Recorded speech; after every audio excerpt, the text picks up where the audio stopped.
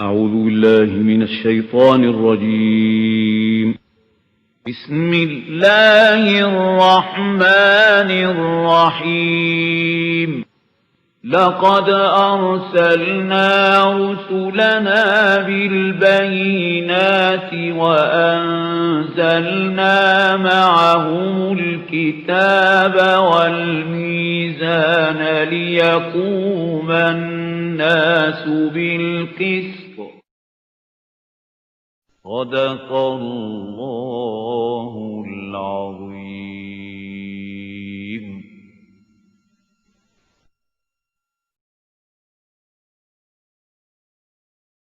من الشيطان الرجيم. بسم الله الرحمن الرحيم.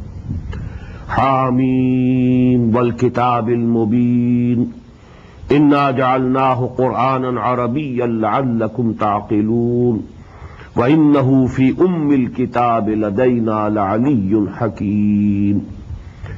وقال تبارك وتعالى كما ورد في سورة الواقعة إنه لقرآن كريم في كتاب مكنون لا يمسه إلا المطهرون تنزيل من رب العالمين. وقال عز وجل كما ورد في سورة القيامة لا تحرك به لسانك لتعجل به إن علينا جمعه وقرآنه فإذا قرأناه فاتبع قرآنه ثم إن علينا بيانه. صدق الله العظيم. رب اشرح لي صدري ويسر لي أمري واحلل عقدة من لساني يفقهوا قولي. اللهم ربنا ألهمنا رشدنا واعذنا من شرور أنفسنا. اللهم أرنا الحق حقا وارزقنا اتباعه وأرنا الباطل باطلا وارزقنا اجتنابه. اللهم وفقنا لما تحب وترضى. Ameen Ya Rabbal Alameen. Dear brothers and sisters in Islam, Assalamu alaikum wa rahmatullahi wa barakatuh. With the name of Allah and invoking His blessings and help, we are starting our month-long program of a rapid translation of the whole of the Quran and a brief explanation along with. And this will go side by side with the prayer of Taraweeh, inshallah.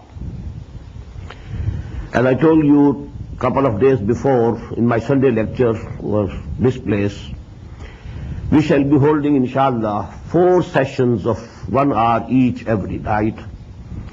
For today, the first hour I'm taking, I'll try in half an hour to finish with some introduction, some basic and fundamental facts and figures about Quran Hakim, and then about half an hour for Suratul Fatiha, and then in the second hour, inshallah, we shall start with Suratul Baqarah.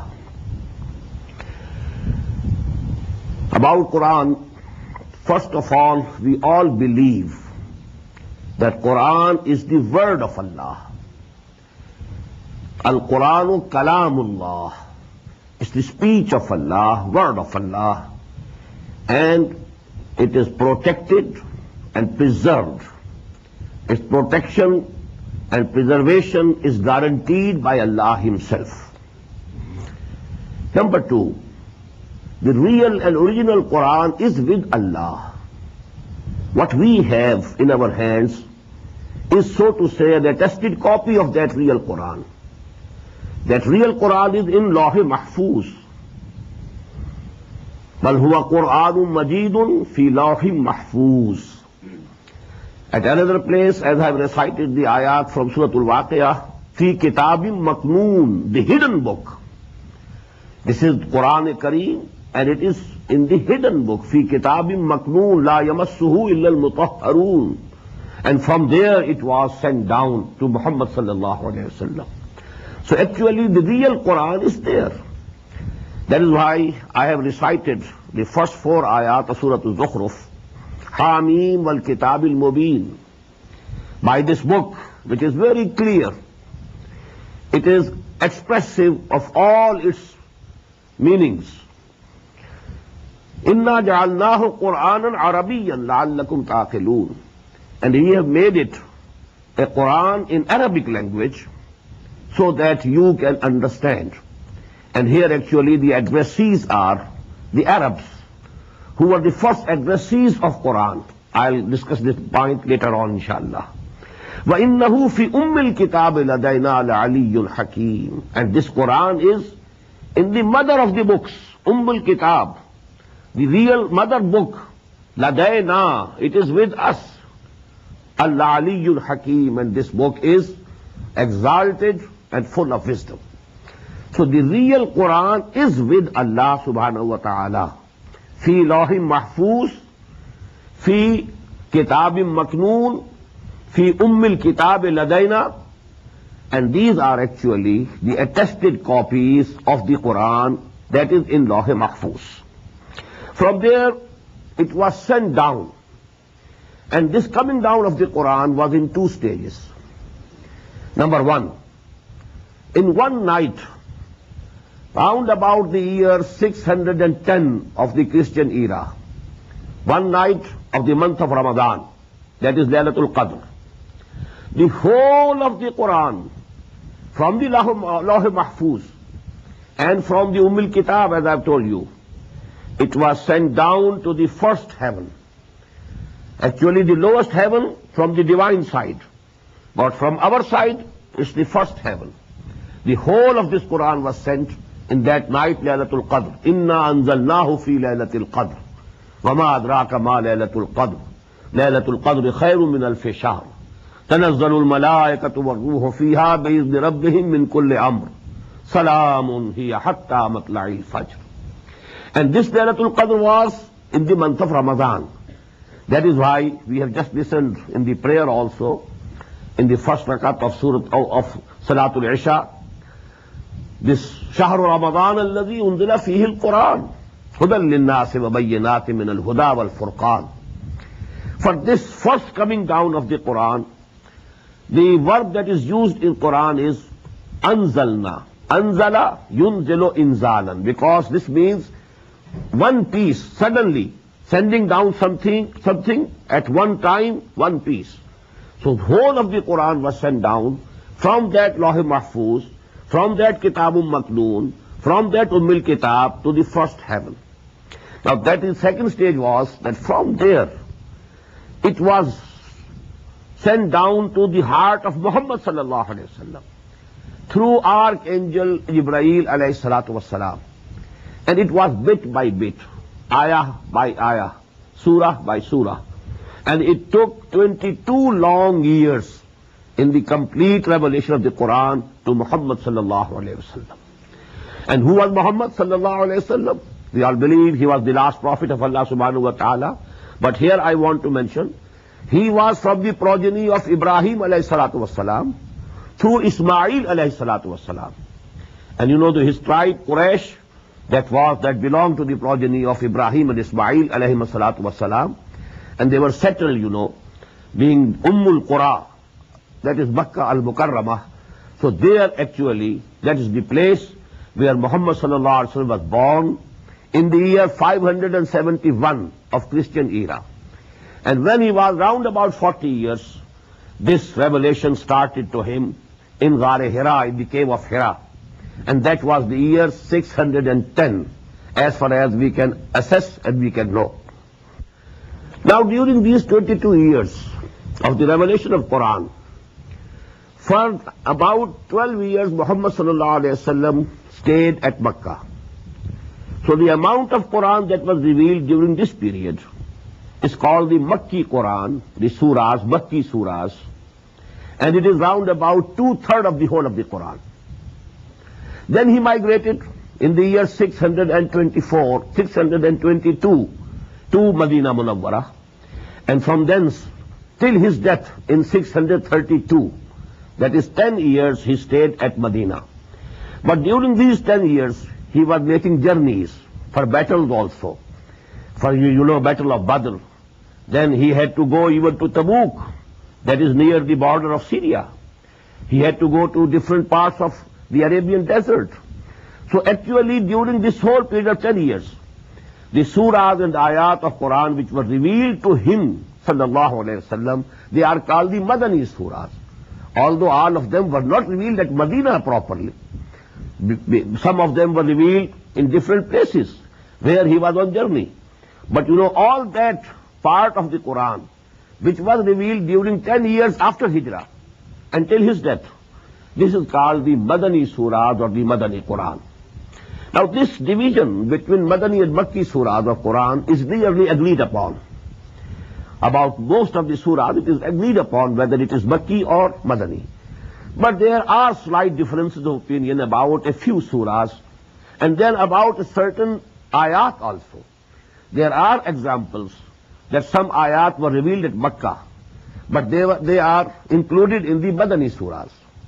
Or some ayat were revealed at Medina, but they are included in the Makki surahs. But as I told you, by and large, it is agreed upon between all the Muslims and scholars that this is a Makki surah and this is a Madani surah. An example of an important exception is Suratul Hajj. According to some people, it is Makki. According to others, it is Madani. And as far as I have been able to understand, part of it is Madani, part of it is Makki. And some ayat, I found it later on, that it was the opinion of Hazrat Abdullah ibn Abbas radiyallahu ta'ala anhuma, that some ayat were revealed during the journey that Muhammad sallallahu alaihi wasallam undertook during his hijrah, when he was going from Makkah to Medina. During this period, those ayat were revealed. So this surah, so to say we can call, it is somewhere between Madani and Makki, Suratul Hajj. About the rest of the surahs, as I have told you, nearly there is consensus, there is agreement of opinion about whether they are Makkis or Madanis. Now, fifth point is, who were the addressees of the Quran? Whom Quran addressed? I want to divide this into two parts. The first and foremost addressees of the Quran, they were the pagan Arabs, who were the progeny of Ibrahim and Ismail alayhi salatu wassalam. And Quran gives them the title of Ummiyin, because they didn't have any book. There was no prophet sent to this progeny of Ibrahim after Ismail alayhi salatu wassalam. So these people, they were unlettered one. They had no education, they had no book, no law, no traditions. So they were called Ummiyin. Huwa alladhi ba'asa fil ummiyina rasulam minhum yatlu alayhim ayatihi wa yuzakkihim wa yuallimuhumul kitaba wal hikmah. But secondly, the addressees of the Quran were the Jews and the Christians. So to say, they were the former Muslim Ummah. They were the Ummah of Hazrat Musa alayhi salatu wasalam. They were people of the book. All of them believed in Torah. And the Jews, although they didn't believe in Injil, but they did believe in Torah, in the Old Testament, and all the scriptures of the prophets. So actually they are called Ahlul Kitab, people of the book, and they have been addressed to in the Quran directly, and they were also the direct addressees of the Quran, because many Jews were there in the Arabian Peninsula, and then Christians were also present in the Arabian Peninsula. To these people, Quran addresses primarily. But secondarily, whole of humanity is the addressee of the Quran. All the people, all human beings who were present in this world at the time of Muhammad sallallahu alaihi wasallam, Quran addressed them also, Ya ayyuhan nas, O people at large, Ya bani Adam, O progeny of Adam. So actually the whole of humanity was being addressed. And not only those people who were present at the time of the advent of Muhammad sallallahu alaihi wasallam, but also all human beings who had to come to this world till the end of this world, till the doomsday. But they are being addressed, and they are the addressees. We may say they are by proxy. To them this message has to be given and communicated by the Ummah of Muhammad sallallahu alaihi wasallam. But the direct, approach of Muhammad sallallahu alaihi wasallam, he addressed directly himself the pagan Arabs of the Arabian Peninsula and the Jews and the Christians of his time.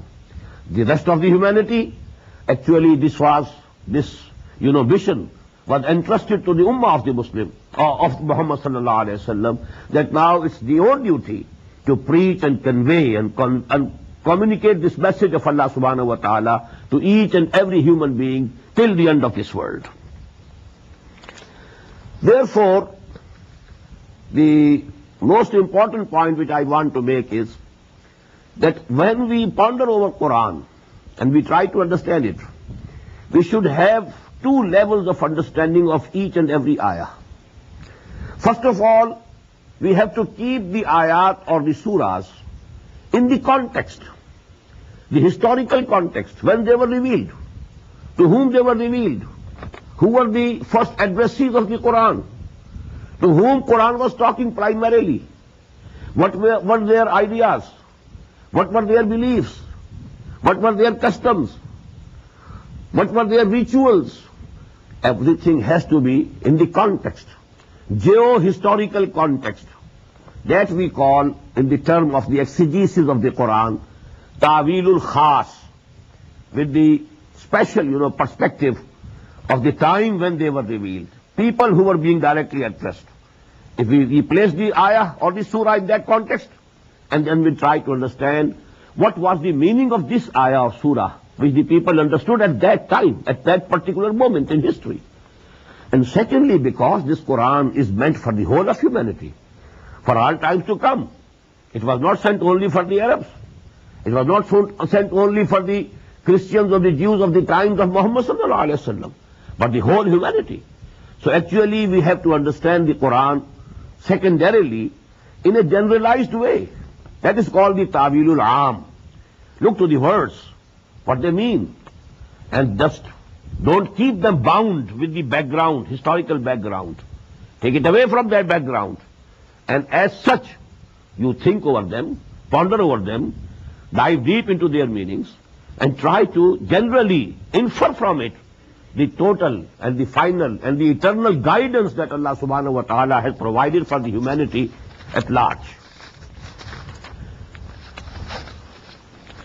Now lastly, the sequence of Quranic surahs in the Mus'haf that we read and recite, and the sequence in which it was revealed, these two are absolutely different. The sequence of revelation and the sequence of the Mus'haf, the book that we have, these two sequences are absolutely different. As we know, the Makki surahs, basic principle is that they were revealed at Makkah. They were revealed earlier than the Madani surahs. But we find in the Quran, in Mus'haf, that the four Madani surahs, they are in the very beginning of the Mus'haf.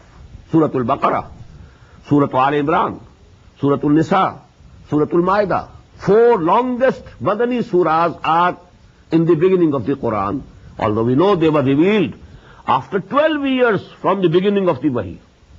So the sequence of Mus'haf and sequence of revelation, they are different. Now we must understand how Quran was collected and how it was compiled. The collection and compilation of Quran, it was completed in 3 stages. First of all, the Quran was compiled in a sequence during the lifetime of Muhammad sallallahu alaihi wasallam, through the divine guidance of Hazrat Jibreel alayhi salatu wasalam. Whenever the ayat were revealed, the Prophet said to the people who were writing these ayat, there were certain people, certain companions, who were assigned the duty of writing them, Katibin-e-Wahi, we call them, who used to write those ayat, that put these ayat after such and such ayat of this surah. The sequence was going on as they were revealed, not in the sequence of revelation, but in the sequence of this Mus'haf that we have today with us. And this compilation of the Quran was completed in the lifetime of Muhammad sallallahu alaihi wasallam. Some people have cast some doubt about it, but actually it's agreed upon. It's absolutely proven fact that the compilation of Quran was complete during the lifetime of Muhammad sallallahu alaihi wasallam, and it was done by him. But it was only in the hearts of the people. It was not in the form of a book like this. It was not collected in a book. People had remembered the whole of the Quran, and that was with the sequence. And we know it from very confirmed traditions that in every Ramadan al-Mubarak, this month, Hazrat Jibreel alayhi salatu wasalam used to come and recite the Quran, and along with him, Hazrat Muhammad sallallahu alayhi wasallam, he also recited in the same sequence. So as Quran was being revealed, the sequence was also being fixed side by side. And in the last Ramadan of the life of Muhammad sallallahu alayhi wasallam, the whole recitation of the whole of the Quran was completed twice. So that sequence of the surahs and ayat was completed, and compilation was completed in the lifetime of Muhammad sallallahu alayhi wasallam, although there was no book form of this Quran in the days of Muhammad sallallahu alayhi wasallam. But it was collected in the form of a book within 2 or 3 years after the death of Muhammad sallallahu alayhi wasallam. Because we know it. It was done during the caliphate of Hazrat Abu Bakr radiyallahu ta'ala anhu. And his period of caliphate is only 2 years and a few months. So within this period, this was collected in Mus'haf also, in a book form also. And then thirdly, during the time of the caliphate of Hazrat Usman radiyallahu ta'ala anhu, it was written down in a particular script. And that script we have now, this is called Rasm Usmani. This script was decided by Hazrat Usman radiyallahu ta'ala anhu. But only script. Agreed upon script was also prepared, and this was also within a quarter of a century of the death of Muhammad sallallahu alayhi wasallam. Because you know, Hazrat Usman radiyallahu ta'ala anhu, his period of caliphate is 12 years. Add to it the 12 years of Hazrat Abu Bakr and Hazrat Umar radiyallahu ta'ala anhuma. So actually, before the completion of 1/4 century, after the death of Muhammad sallallahu alayhi wasallam, an agreed script was also prepared, and now we have the copies of that script all over the world. This is called Ar-Rasmul Usmani radiyallahu ta'ala anhu. Now, a few words about the basic terminology about Quran. The unit of Quran is called ayah. We don't call it a sentence. We don't call it a verse. Some of the writers use this word for Quran, but as far as I think, we shouldn't use it. Neither the word sentence nor verse. We have to keep this word ayah. It's very unique. Ayah means a sign or a symbol. Actually, every ayah of Quran is a sign or symbol of the wisdom of Allah subhanahu wa ta'ala. So we cannot substitute any other word in its place. We have to keep it, and because during this translation of the Quran, I'll be keeping this terminology. That is why I'm explaining in the very beginning. Ayat, ayat. But if ayat, you know, if there is full stop after that, we call it ayah. So these are fundamental things, you know. Ayah and ayat is the same. And the plural is ayat. Now, ayat, you know, they are very small also, very large also. We have, you know, haruf muqatta'at. They also go to make ayah. Hamim, it is ayah. Alif Lam Mim, it is ayah. Then Wal Asr, it is ayah. Innal insana lafi khusr, it is again an ayah. And then there are ayat in which you can have 10 sentences. Ayatul Kursi, for example, a very big ayah, one of the biggest ayats of the Quran. So actually, these ayat, you know, they are not based on any grammatical or any other logical, on a principle of logic or grammar. This is based on as Muhammad sallallahu alaihi wasallam told us. And we call it, in this terminology, tawqifi. These matters are tawqifi. They are mawquf alayh, on the telling of Muhammad sallallahu alaihi wasallam. As he told, we accept it. No reason, no principle, no logic, no grammar. Now these ayat, you know, you may note here, there are about 6,666. There is some difference in number. But round about 6,500 ayat of the Quran, whole.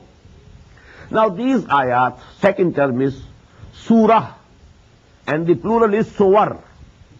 But you know this word is, because it's not commonly used, I'll be using the word surah and surahs during this translation, when translating into English.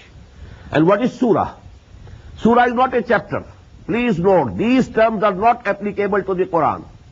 These terms which we use about the books generally, sentences, paragraphs, there are no paragraphs in the Quran. Then there are no chapters. This is not chapter. Because you know, for every chapter of a book, there must be a certain topic, and that topic should be discussed in that chapter alone. It shouldn't be repeated in the second chapter, or again in the third chapter. But we find in the Quran that even the story of Adam and Iblis, it has been repeated in 7 surahs of the Quran. So actually it's a unique book. It's not the common book as we know the word book, human books. This is a unique book in itself, and it has its own compilation, its own style, its own terminology. So ayat, then the ayat are joined together in surahs. There are 114 surahs of the Quran. And these surahs, you know, are very small also. 3 surahs are there who have only 3 ayat each. وَالْعَصْرِ إِنَّ الْإِنسَانَ لَفِي خُسْرٍ إِلَّا الَّذِينَ آمَنُوا وَعَمِلُوا الصَّالِحَاتِ وَتَوَاصَوْا بِالْحَقِّ وَتَوَاصَوْا بِالصَّبْرِ. Surah is complete. In the same way, إِنَّا أَعْطَيْنَاكَ الْكَوْثَرَ فَصَلِّ لِرَبِّكَ وَانْحَرْ إِنَّ شَانِئَكَ هُوَ الْأَبْتَرُ. Surah is complete. And on the other hand, we find Surah Al-Baqarah, 286 ayat. And among these 286 ayat, there are certain ayat which are so long that Ayatul Kursi is at least 3 times bigger than Surah Al-Asr. So actually these sizes are also dependent upon what the Prophet ﷺ told us. These are tawqifi umur, not based on any logic, not based on any principle. The only principle is that the Prophet told us this is Surah Al-Baqarah. Starts from here and here. This is Surah Al-Imran. Starts from here and here. It is small or large, big or small. It has nothing to do with any number, any size, any principle of grammar. But as far as the contents are concerned, there are principles. Every surah has a central theme. And all the ayat of that surah, they are connected with that central theme logically. They are absolutely logical relationship. But you know, not as we find in our chapters. It's complete in itself, self-sufficient in itself. Then one point please note, and that is, most of the surahs of the Quran are in pairs. Surah Al-Baqarah, Surah Al-Imran, a pair. In the same way, the Mus'haf ends with Mu'awwazatayn. Qul a'udhu bi rabbil falaq, Qul a'udhu bi rabbin nas. Very similar to each other. That's a pair. In the same way, وَالضُّحَى وَاللَّيْلِ إِذَا سَجَى أَلَمْ نَشْرَحْ لَكَ صَدْرَكَ. The same thing being discussed in both the surahs. Addressing Muhammad sallallahu alaihi wasallam personally. It's a pair. Very apparently a pair. In the same way, Ya ayyuhal muzammil, Ya ayyuhal muddassir, Ya ayyuhal muzammil, qum al-layla illa qalila, Ya ayyuhal muddassir, qum fa'anzir. It is again a pair. So most of the surahs of the Quran are in pairs. Although there are surahs which are not in pairs. They are unique. They are munfarid. And most of such surahs are very important. But actually we shall be referring to these things during our translation. That is why I want to acquaint you with this basic terminology. Now these surahs, the big surahs have been divided into rukus. This division was not present at the time of the Prophet or during the days of the Sahaba. It was done later on during the Umayyad period, and by a person which is not liked by many, and that is Hajjaj ibn Yusuf. He is the person who divided Quran, the bigger surahs of the Quran, into rukus. Why? Because you know you can't recite the whole of Surah Al-Baqarah in one rakat in the prayer. So there must be portions. So you can recite them in your prayers. So for that purpose, one ruku for every rakat. The root is the same. Raka'ah, ruku, rakat, and ruku. All these things what are? One rakat, you can recite one ruku. So that one subject is discussed in one ruku. So this was done later on, but it was not present in the days of the Prophet or of the companions. Radiyallahu ta'ala anhu. In the same way, then the whole of the Quran was divided into 30 parts, which we call paras, and parts in Quran. This division also was done later on, and we don't know when it was done. But it definitely was not present in the days of the Prophet sallallahu alaihi wasallam or of the companions. This was to facilitate the Muslims so that every Muslim can read and recite one para, one part of the Quran every day, so that each month he completes one recitation of the whole of the Quran. But these two words, these two terms, rukus and paras or parts, they were introduced later on. They were not present during the days of the Prophet sallallahu alaihi wasallam or of the companions radiyallahu ta'ala anhum ajma'in. But then, you know, another word which we find in ahadith, that is hizb. The surahs of the Quran, they were grouped in such a way that Quran was divided or divisible into 7 nearly equal parts, not exactly equal. Some hizb is more than 5 paras. First hizb is more than 5 paras. Some is less, because you know, if you divide 30 parts and you divide into 7, you know, so what will come? About 4.5 in each. But we have somewhere it is 4.25, somewhere it is about 4, somewhere it is more than 5, as I've told you. But the beauty is, and this word was present during the time of the Prophet sallallahu alaihi wasallam, hizb, because people who had more love for Quran, they used to complete the recitation of the Quran in every week. So they had to divide Quran in 7 parts so that they can complete the recitation of the Quran in 1 week, 7 days. So we find the beauty is that the surahs are complete. They are not broken in this division into ahzab or manzil, as we call it in Urdu generally, manzil. And the ahzab, this is the Arabic word mostly used. We have 3 surahs in the first.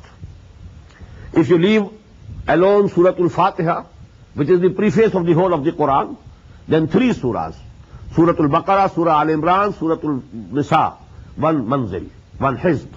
Then 5 in the next, 7 in the next, 9 in the next, 11 in the next, and 13 in the next, and then 65 surahs in the 7th hizb. That is also a multiple of 13. 13 into 5 makes 65. So actually there is a beauty, numerical beauty, as well as, you know, a gradual increase, 3, 5, 7, 9, 11, 13, and then 65. So this was also present, this division of the Quran into 7 ahzab or 7 manazil during the days of the Prophet sallallahu alaihi wasallam. Lastly, there is another grouping of these surahs. And incidentally, this is also in 7 groups. These 7 groups are groups of Makki and Madani surahs. We find in the Quran 1 or 2 Makki surahs, then 1 or more Madani surahs. It becomes 1 group. Then 2 or 3 or 1 or 2 Makki surahs, then some Madani surahs, 2nd group. Then Makki, then Madani, 3rd group. Again Makki, again Madani, 4th group. Again Makki, again Madani, and so on. These are also 7 groups. We find in the first group, Suratul Fatiha is the only surah which is Makki. Only 1. Then 4 longest Madani surahs, Suratul Baqarah, Suratul Al Imran, Suratul Nisa, Suratul Ma'idah, and this goes to make the first group. This is not first manzil, first group of Makki Madani surahs. Then we have 2 surahs which are Makki, Suratul An'am, Suratul Araf. Again 2 surahs which are Madani, Suratul Anfal, Suratul Tawbah. This is the 2nd group. Then in the 3rd group, we have 14 surahs which are Makki, starting from Suratul Yunus, ending with Suratul Mu'minun, and only 1 surah which is Madani, and that is Suratul Nur. Then 8 surahs which are Makki, again 1 surah which is Madani, Suratul Ahzab, so on. Then again 13 surahs which are Makki, and then 3 surahs, Suratul Muhammad sallallahu alayhi wasallam, Suratul Fath, Suratul Hujurat, these are the Madani surahs. Then you know from Suratul Qaf till Suratul Waqi'ah, they are the Makki surahs. From Suratul Hadid to Suratul Tahrim, these are the Madani's 10 surahs, and this is the 6th group. And finally, you know, it's nearly whole of it is Makki surahs from Suratul Mulk to Suratul Ikhlas. Only the last 2 Mu'awwazatayn, they are the Madani surahs. So these are also, and they are very meaningful. Every group has a central idea, central theme. And the aspects, one aspect of that subject is discussed in the Makki surahs. The other aspect of the same subject is discussed in the Madani surahs of the same group. So this is the basic terminology, because it will be repeated time and time again during my translation of the Quran. And when I want to explain what, is the meanings of those ayat and surahs. So this terminology is going to be repeated. That is why I wanted to acquaint you with the basic terminology before we start it. And now we start with Surah Al-Fatiha. A'udhu billahi minash shaitanir rajim. Bismillahir rahmanir rahim. Alhamdulillahi rabbil alameen. Ar-Rahmanir Rahim. Maliki yawmiddin. Iyaka na'budu wa iyaka nasta'een. اهدنا الصراط المستقيم صراط الذين أنعمت عليهم غير المغضوب عليهم ولا الضالين آمين. This surah, the first point that should be noted is, this is the first complete surah revealed to Muhammad sallallahu alayhi wa sallam. Before this surah, there were isolated ayat which were revealed. No complete surah was revealed to Muhammad before Surah Al-Fatiha. 5 ayat in the beginning of Surah Al-Alaq. Iqra bismi rabbika alladhi khalaq, khalaqal insana min alaq. Iqra wa rabbuka al-akram, alladhi allama bil qalam, allama al-insana ma lam ya'lam. First revelation. Second, the first 7 ayat of Surah Al-Noon or Surah Al-Qalam. That is the second surah of 29th part. First 7 ayat. Third, the beginning of Surah Al-Muzammil. Fourth, the first 7 ayat again of Surah Al-Muddassir. And as far as I think, and as far as many scholars have the opinion, 5th revelation was Surah Al-Fatiha. And it was the first surah which was revealed to Muhammad sallallahu alaihi wasallam complete. It consists of 7 ayat. This number is agreed, although there is a difference in counting. Some people include Surah Ayatul Bismillah in this counting. Bismillahir Rahmanir Rahim, ayah number 1. Alhamdulillahi Rabbil Alameen, ayah number 2. And they count the last غير صراط الذين أنعمت عليهم غير المغضوب عليهم ولا الضالين as 1 ayah. So the total comes to 7. But in the second opinion, and this is the opinion of Imam Abu Hanifa rahimahullah, and I also agree with this second opinion. I will let you know the reason of that later on. Ayatul Bismillah is not included in Surah Al-Fatiha. This is the opinion of Imam Abu Hanifa rahimahullah. This is actually a sign that a surah is beginning. And this is placed between all the surahs of the Quran, except one, Surah Al-Tawbah. It has no ayat Bismillah in the beginning or before it. Rest 113 surahs of the Quran, before those surahs, this ayah has been written. It's only a sign that the next surah is beginning and the preceding has ended here. That's all. And this is not included, and most of the people don't count it every time. Anyhow, Bismillahir Rahmanir Rahim is not the ayah of Surah Al-Fatiha. Surah Al-Fatiha starts with Alhamdulillahi Rabbil Alameen. Ar-Rahmanir Rahim, second ayah. Maliki Yawmiddin, third ayah. Iyaka na'budu wa iyaka nasta'een, fourth ayah. Ihdina as-sirat al-mustaqim, fifth ayah. Sirat al-lazina anamta alayhim, separately, ayah number 6. Ghairil maghdubi alayhim wa ad-dallin, separately, ayah number 7. This is the second mode of counting. Please note that 7, this is agreed upon, that Surah Al-Fatiha consists of 7 ayat, but the mode of counting is different. Thirdly, this surah has many names. And it was the custom, with the Arab people. The thing which they liked more, they gave it more names. This surah, because This is a very important surah of the Quran, very basic surah. It has, more than 50 names have been enumerated by Jalaluddin As-Suyuti rahimahullah in his very famous book Al-Itqan fi Ulum al-Quran. But the most important are Al-Fatiha. Why? Fataha Yaftahu means to open something. Miftah means the key, to open the lock. Fataha Yaftahu, to open something. Al-Fatiha, the opening surah of the Quran. So this is actually the name which is most commonly known and commonly used. And this is very meaningful because with this Quran begins as if it is opening the Quran. The opening surah of the Quran, Al-Fatiha. But Ummul Quran, Asasul Quran, there are so many names. Al-Kafiya, Ash-Shafiya. There are, as I've told you, 50 names have been enumerated by Jalaluddin As-Suyuti rahimahullah. So these are the different names. Then there is a hadith of the Prophet sallallahu alaihi wasallam narrated by Hazrat Ubay ibn Ka'b radiyallahu ta'ala anhu. He is an Ansari Sahabi, and the Prophet sallallahu alaihi wasallam gave him the title Aqra'u Sahaba, Aqra'uhum Ubay ibn Ka'b. Among my Sahaba, the one who is most knowledgeable about Quran is Ubay ibn Ka'b radiyallahu ta'ala anhu. So there is a hadith narrated by him in which the Prophet sallallahu alaihi wasallam has been reported to have said that this is the biggest and this is the most important surah of the Quran. And like this surah, no surah was revealed before it, neither in Torah, nor in Injil, nor in Quran itself. This is unique and this is most profound. So this is actually about its grandeur, importance, its profoundness.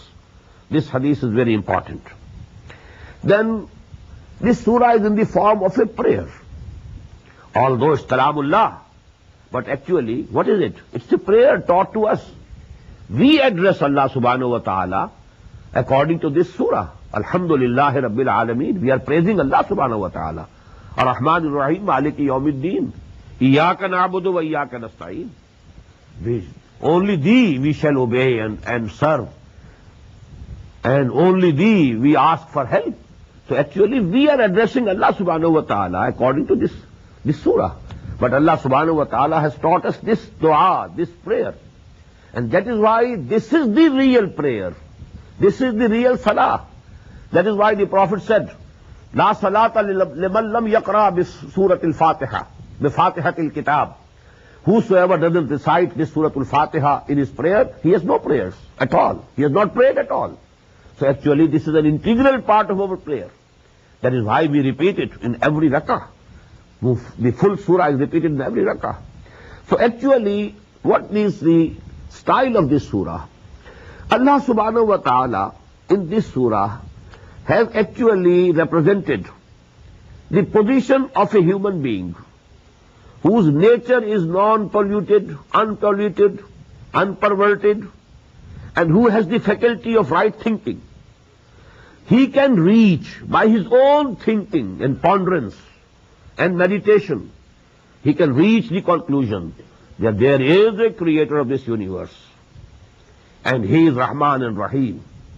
And secondly, that we shall have to return to him for the rewards of our actions or punishments of our misdeeds. These things, they are so much simple and so much known, absolutely known and apparent to the human nature, that every human being who thinks in a right way, in a straight line, who has the faculty of reasoning in a straight line, who can use his logic in a very straight manner, and number two, his nature is unpolluted, unperverted, he will reach these conclusions. There is some creator. That creator is most benevolent, most compassionate, most merciful. Then he has created us, and he has produced in us a moral law, a moral sense. We know by our nature something is wrong, something is right, something is good, something is bad. When there is this knowledge, this moral law within ourselves, it cannot go unrewarded. There must be some reward. And that reward we don't find in this world. So there should be another life. So these are the basic things to which a human being, if he is good-natured, Salimul Fitrah, and if he has the right thinking, he is Salimul Aql, he will reach these conclusions. But now he has to ask for guidance. What should I do? Where should I go? What things are actually harmful for me? I don't know. I want to please you, O Allah. How should I do it? I want to worship you, O my Creator. I want to know you. I want to love you. I want to obey you. I want to please you. But how should I do it? That is actually this is the call of the nature. And this call of the nature has been given these wordings by Allah subhanahu wa ta'ala, and they have been given to us in the form of Surah Al-Fatiha. Just as we shall find, inshallah, today, in the 4th section of Surah Al-Baqarah, that when Hazrat Adam alayhi salatu wasalam committed a sin, he disobeyed Allah subhanahu wa ta'ala, he ate the fruit of the forbidden tree, then there was within him a sense of guilt. He wanted to apologize. He wanted to repent. He wanted to ask Allah for his forgiveness. But he didn't have the words. What words should I ask the forgiveness of Allah subhanahu wa ta'ala? And we find in that section, فَتَلَقَّى آدَمُ مِنْ رَبِّهِ كَلِمَاتٍ فَتَابَ عَلَيْهِ. When Allah subhanahu wa ta'ala found in him that he is now feeling guilty, he is now sorrowful, he is now sorry why I committed this mistake, he wants to apologize to me, he wants to ask my forgiveness, then Allah subhanahu wa ta'ala taught him the words. فَتَلَقَّى آدَمُ مِنْ رَبِّهِ كَلِمَاتٍ فَتَابَ عَلَيْهِ رَبَّنَا ظَلَمْنَا أَنفُسَنَا وَإِن لَّمْ تَغْفِرْ لَنَا وَتَرْحَمْنَا لَنَكُونَنَّ مِنَ الْخَاسِرِينَ. In the same way, if we imagine a person who is right-minded, who is right-natured, good-natured person, who wants to lead a simple and right life, but he wants to know what to do and what not to do. He wants to have the guidance. Now actually his ihsasat, his feelings have been given these wordings by Allah subhanahu wa ta'ala. Alhamdulillahi Rabbil Alameen, Ar-Rahman Ar-Rahim, Maliki Yawmiddin, Iyaka na'budu wa Iyaka nasta'een, Ihdina as-Sirat al-Mustaqim, Sirat al-Lazina anamta alayhim, Ghayr al-Maghdubi alayhim wa lad-dallin. So these are the wordings from Allah subhanahu wa ta'ala, but the feelings of a man, a good-natured man, who wants to have the guidance. So that is actually the style of this Surah Fatiha. That is why, there is a hadith, very beautiful hadith, in the Sahih of Imam Muslim rahimahullah, and it has been narrated by Hazrat Abu Hurairah radiyallahu ta'ala anhu. This hadith gives us a very beautiful analysis of Surah Al-Fatiha. Allah subhanahu wa ta'ala has been reported to have said, قَسَمْتُ الصَّلَاةَ بَيْنِي وَبَيْنَ عَبْدِي نِصْفَيْنِ. I have divided the prayer, that is Surah Al-Fatiha, between myself and my bondsman in 2 halves.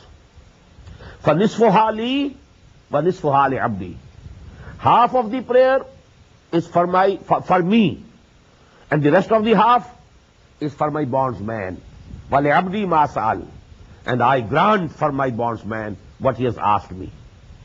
And then there is the detailed, description. When a person says, إِذَا قَالَ الْعَبْدُ الْحَمْدُ لِلَّهِ رَبِّ الْعَالَمِينَ يَقُولُ اللَّهُ تَعَالَى حَمِدَنِي عَبْدِي.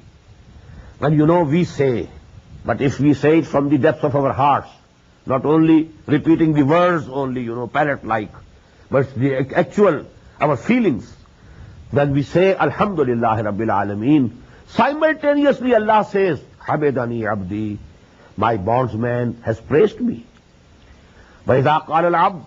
And when the bondsman says, Ar-Rahman Ar-Rahim, Ar-Rahman Ar-Rahim, Allah says, يَقُولُ اللَّهُ تَعَالَى إِسْمَعْ عَلَيَّ عَبْدِي. My bondsman has spoken high of me.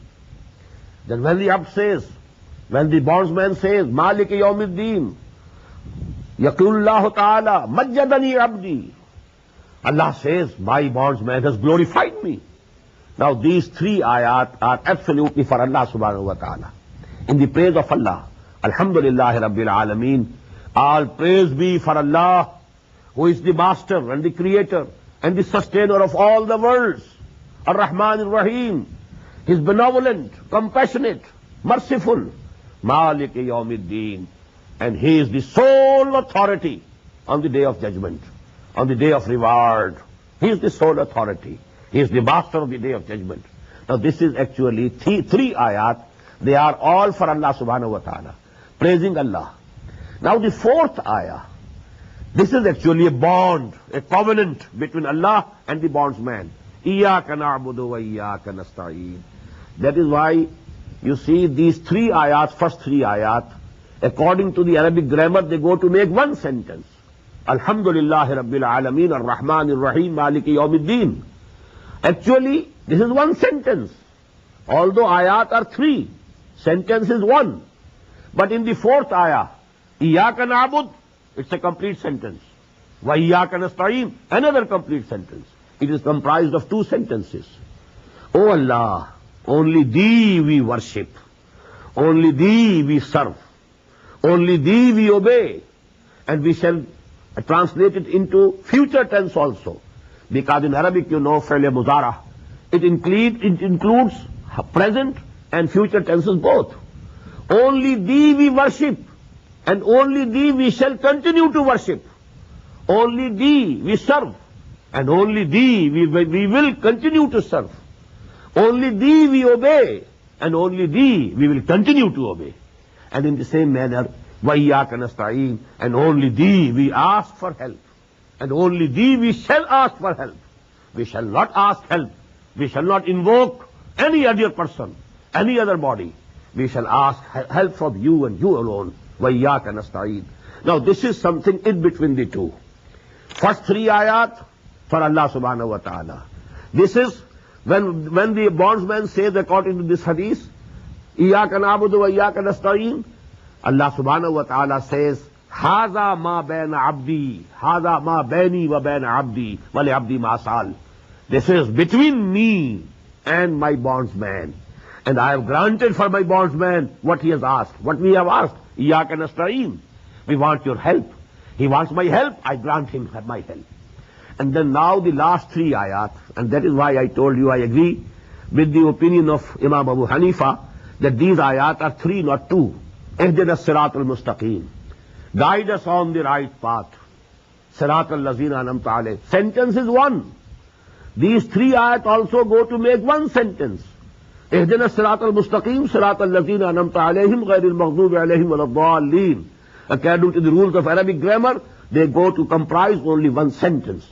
All the ayat are, although the ayat are either two, as enumerated by a certain group, or three, as enumerated by the other people. And I am agreeing with the second opinion. Ihdina as-sirat al-mustaqim. Guide us on the right path. Sirat al-lazina anamta alayhim. Path of those whom you blessed. Ghayril maghdubi alayhim waladdallin. Who were not, who didn't have your wrath and your punishment, and who didn't go astray. So actually this is explaining the same thing. Ihdina as-sirat al-mustaqim, sirat al-lazina anamta alayhim, ghayril maghdubi alayhim waladdallin. And that hadith Qudsi says, when the abd says this, the bondsman says these words, Ihdina as-sirat al-mustaqim, sirat al-lazina anamta alayhim, ghayril maghdubi alayhim waladdallin. Then Allah says, Haza li abdi wa li abdi ma sal.